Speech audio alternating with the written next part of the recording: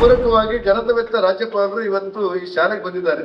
ಒಂದ್ಸಾರಿ ಯೋಚನೆ ಮಾಡಿ ನೋಡಿ, ಕೇಂದ್ರದಲ್ಲಿ 7 ವರ್ಷಗಳ ಕಾಲ ಸೋಷಿಯಲ್ ಮಿನಿಸ್ಟರ್ ಆಗಿ ಭಾರತ ದೇಶದ ರಾಜಕಾರಣವೂ ಸೇರಿದಂತೆ ಸರ್ವ ಆಡಳಿತವನ್ನು ಅರ್ಥ ಮಾಡಿಕೊಂಡಂತ ಅಪರೂಪದ ರಾಜ್ಯಪಾಲ ಯಾರು ಕೇಳಿದ್ರೆ ಅದು ಕರ್ನಾಟಕದ ರಾಜ್ಯಪಾಲರು ಅಂತೇಳಿ ನಾವೆಲ್ಲ ಖುಷಿಯಿಂದ ಹೆಮ್ಮೆಯಿಂದ ಹೇಳುವಾಗ ಅವರು ಈ ಶಾಲೆಗೆ ಬಂದಿದ್ದಾರೆ ಅಂದ್ರೆ ಅದು ನಮ್ಗೆ ತುಂಬಾ ಇಷ್ಟ ಅನ್ಸುತ್ತೆ.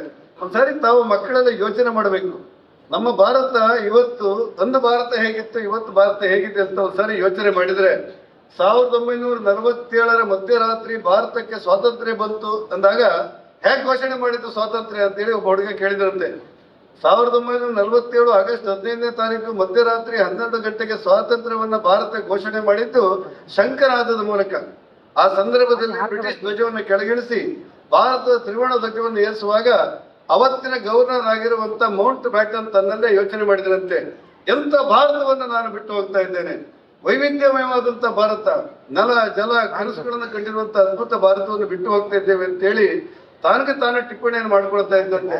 ಅವನು ಹೇಳ್ತಾನೆ ತನ್ನ ಟಿಪ್ಪಣಿಯಲ್ಲಿ, ಎಂತ ಭಾರತವನ್ನು ನಾನು ಬಿಟ್ಟು ಹೋಗ್ತಾ ಇದ್ದೇನೆ, ಈ ಭಾರತ ಅಂತ ಹೇಳಿದ್ರೆ ನೆಲವನ್ನು ಭೂಮಿ ತಾಯಿ ಅಂತೇಳಿ ಪೂಜೆ ಮಾಡುತ್ತೆ, ಈ ಭಾರತದಲ್ಲಿ ಮರವನ್ನ ದೇವರು ಅಂತ ಪೂಜೆ ಮಾಡುತ್ತೆ, ಗಿಡವನ್ನ ಬಳ್ಳಿಯನ್ನ ದೇವರು ಅಂತ ಪೂಜೆ ಮಾಡುತ್ತೆ, ಸುಡು ಅಗ್ನಿಯನ್ನ ಅಗ್ನಿ ದೇವತೆ ಅಂತ ಹೇಳುತ್ತೆ, ಗಾಳಿಯನ್ನ ವಾಯುದೇವ ಅಂತ ಹೇಳುತ್ತೆ, ನೀರನ್ನ ವರುಣದೇವ ಅಂತ ಹೇಳುತ್ತೆ.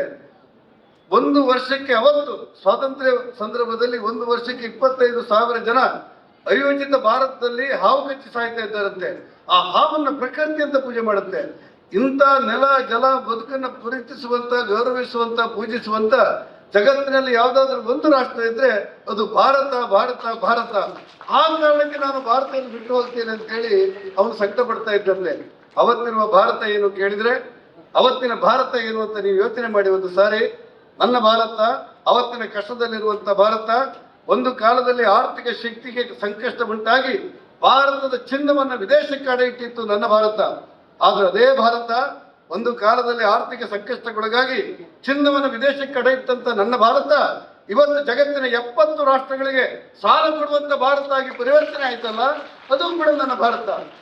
ನೀವೇನಾದ್ರೂ ಹಿಮಾಲಯನ್ ಬಂಡರ್ ಓದಿದ್ರೆ ಆ ಹಿಮಾಲಯನ್ ಬಂಡರ್ ಬರೆದಂತ ಆ ಸೇನಾನಿ ಬರೀತಾರೆ, ದಳವಾಯಿ, ನಾನು ಭಾರತದ ಸೇನಾನಿಯಾಗಿ ಕಾಶ್ಮೀರದ ಗಡಿಯಲ್ಲಿ ನಿಂತುಕೊಂಡಿದ್ದೇನೆ, ನನ್ನ ಕಾಲಿಗೆ ಸಾಕ್ಸ್ ಇರಲಿಲ್ಲ, ನನ್ನ ಕೈಗಳಿಗೆ ಚೀಲಗಳಿರಲಿಲ್ಲ, ಹಿಮದ ಗಟ್ಟೆಯಿಂದಾಗಿ ನನ್ನ ಬಾಯಿಯಲ್ಲಿ ರಕ್ತ ಬಂತು, ನನ್ನ ದೇಹ ಮರಗಟ್ಟಿ ಅಂತ ಹೇಳಿ ಅವನು ಬರಿತಾ ಹೇಳ್ತಾನೆ.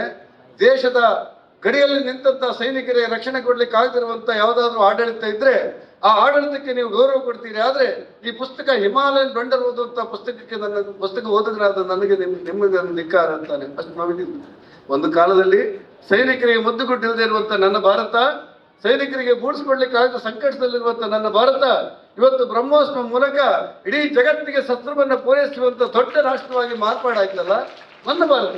ಈ ಎಲ್ಲ ಹಿನ್ನೆಲೆಯಲ್ಲಿ ನಾವು ಯೋಚನೆ ಮಾಡಿದ್ರೆ ಬೆಳೀತಾ ಇರುವಂತ ಭಾರತ ವಿದ್ಯೆಯಿಂದ, ಬುದ್ಧಿಯಿಂದ, ಶಕ್ತಿಯಿಂದ, ಸಾಮರ್ಥ್ಯದಿಂದ ಇಷ್ಟೇ ಎತ್ತರಕ್ಕೆ ಬೆಳೀತಾ ಇರುವಾಗ ಇವತ್ತು ಇಡೀ ರಾಜ್ಯಕ್ಕೆ ಮಾದರಿ ಆಗುವುದಂತ BBID ಕಾಲೇಜಿಗೆ ಜನತವೆತ್ತ ರಾಜ್ಯಪಾಲರು ಬಂದು ನಿಮ್ಮನ್ನು ಉದ್ದೇಶಿಸಿ ಮಾತನಾಡ್ತಾರೆ ಅಂದ್ರೆ ಅದೊಂದು ಕ್ರಾಂತಿಕಾರಿ ಕಲ್ಪನೆ ಅಂತ ನನಗೆ ಅನಿಸ್ಬಿಡುತ್ತೆ. ಇದಕ್ಕೆ ಕಾರಣೀಭೂತರಾದಂತ ಸುಕುಮಾರ್ ಶೆಟ್ಟರು ಯಾವಾಗಲೂ ಕೂಡ ನೇರವಾಗಿ ಮಾತಾಡೋದು. ನಾನು ಮೊದಲೇ ಹೇಳಿದೆ, ಅವರಿಗೆ ಅಗಾಧವಾದಂತಹ ಸ್ನೇಹಿತರು, ಮಧ್ಯದಲ್ಲಿ ಶತ್ರುಗಳು ಹುಟ್ಟುಕೊಂಡಿದ್ದು ಕೂಡ ಅವರ ಸತ್ಯ ಮತ್ತು ನೇರದ ಮಾತಿಗೆ ಕೆಲವು ಸಾರಿ ಆತಂಕಗಳು ಬರುವಂತ ವಾತಾವರಣಗಳು ಇದೆ ಅಂತ ನನ್ಗನ್ಸುತ್ತೆ. ಏನೇ ಆದ್ರೂ ಕೂಡ ಸುಕುಮಾರ್ ಶೆಟ್ಟರಿಗೆ ನಾವೆಲ್ಲ ಇಂದು ಗೌರವ ಕೊಟ್ಟವರು, ಮುಂದೂ ಗೌರವ ಕೊಡ್ತೇವೆ. ಅವರೆಲ್ಲ ಕೆಲಸಗಳು ನನಸಾಗಲಿ ಅಂತೇಳಿ ತಾಯಿ ಮುಖಾಮಕ್ಕಿಯಲ್ಲಿ ಪ್ರಾರ್ಥನೆ ಮಾಡಿ ವೇದಿಕೆಯಲ್ಲಿರುವಂತಹ ಭೋಜೇಗೌಡರು ಮತ್ತು ಪೂಜ್ಯ ಸ್ವಾಮೀಜಿಯವರು, ಸುಕುಮಾರ್ ಶೆಟ್ಟರು, ಎಲ್ಲ ಅಧಿಕಾರಿಗಳು, ಈ ಶಾಲೆಯ ಎಲ್ಲ ಪ್ರಿನ್ಸಿಪಾಲರು ಮತ್ತು ಅಧ್ಯಾಪಕ ವರ್ಗಕ್ಕೆ ನಾನು ಅಭಿನಂದನೆ ಹೇಳ್ತಾ ಈ ಕಾರ್ಯಕ್ರಮಕ್ಕೆ ಶುಭ ಹಾರೈಸಿ ಜನತವೆತ್ತ ರಾಜ್ಯಪಾಲರಿಗೆ ನನ್ನ ಧನ್ಯವಾದಗಳು. ನಮಸ್ಕಾರ.